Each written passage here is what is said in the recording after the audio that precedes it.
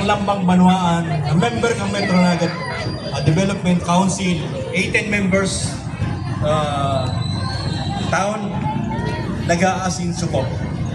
Nahihiling ta po ang higos, talento, ang asin dedikasyon kan Lambang Banwaan sa pag-ibo ng mga produkto na iibang produkto tanganing maipahiling bako lang sa Naga City, bako lang po sa Metro Naga members.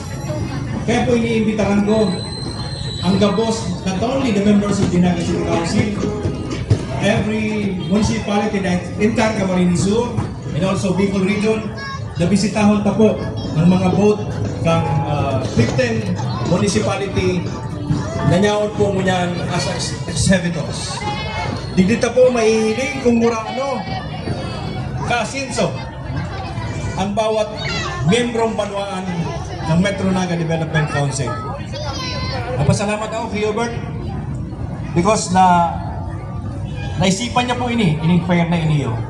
Sana taon-taon tanang gibuhon iniyo pong trade fair na mangyayari sa Patnal daw digdi sa Plaza Rizal, kang Naga City.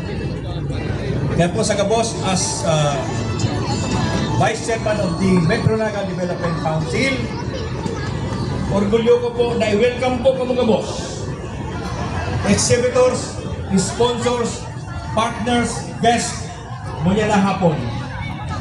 Sa kabos po, Diyos Mapalos, thank you very much and God bless you all.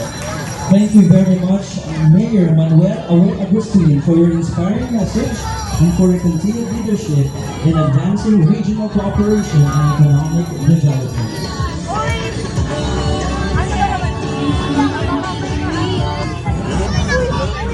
Our next performers won first place in sport dance during the 3rd Congressional Musda held last February 3, 2026 at Mariners Polytechnic Colleges Foundation Incorporated, and second runner-up during the 18th Private Schools Day, the Musda Battle of the Champions, held last February 12, 2026 at Robinson's Mountain.